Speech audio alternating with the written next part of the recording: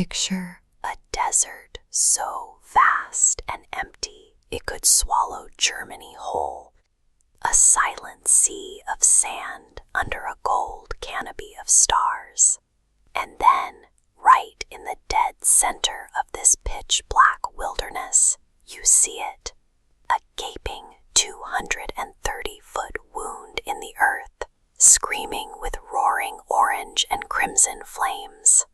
If you stand on the edge, the air smells sharply of sulfur, and the ground vibrates with a hum, like a jet engine idling in the deep sand. For decades, the world accepted one story. In the autumn of 1971, a team of Soviet geologists rolled in with a heavy drilling rig to secure natural gas. The ground beneath them was a hollow cavern carved by migrating methane. When the rig punctured the limestone ceiling, the desert collapsed, swallowing the operation into a deep void. With toxic methane pouring into the air, the geologists made a high-stakes gamble. They threw a match into the pit. Cognitive psychologists refer to this as the planning fallacy, the bias to assume a crisis will resolve faster than logic dictates. They estimated the gas pocket would burn out in a few weeks. That estimate was off by a factor of roughly 2,500. It raged through the Cold War, outlived the Soviet Union, and burned into a new millennium. The gates of hell were a result of human miscalculation. Curious tone. As the fire continued burning decade after decade, independent researchers began to question the 1971 timeline. They found a complete void in the archives. A disaster of this scale should have generated a significant paper trail, yet there were no official Soviet accident reports, no blueprints of the site, and no names of the geologists involved. This raised an investigative question. Was the 1971 timeline actually a Cold War cover story?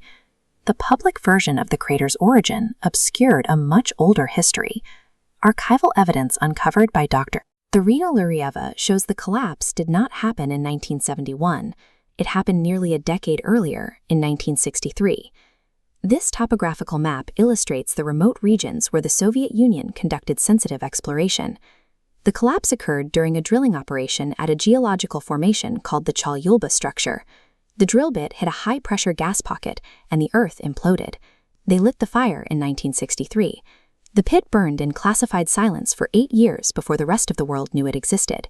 This covered-up disaster functioned as an unintentional terraforming event, physically changing the desert floor and creating an environment that had never existed there before. In 2013, Canadian explorer George Karunis began a mission to descend into the crater and collect samples from the floor. To survive the 1,000 degrees Celsius heat, he used a Kevlar harness and a specialized aluminum fire suit. He had a 17-minute window to collect samples before his breathing apparatus failed.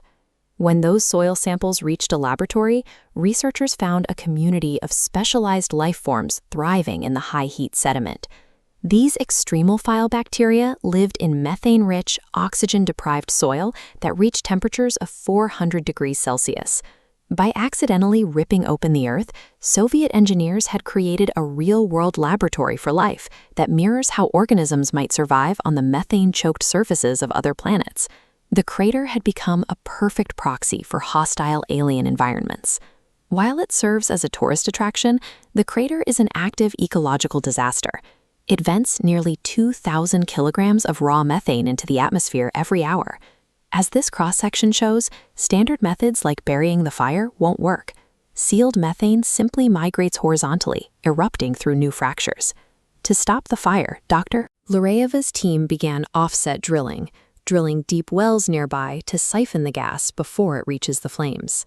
To extinguish the fire, you cannot fight it from the surface. You have to starve it of its fuel from below.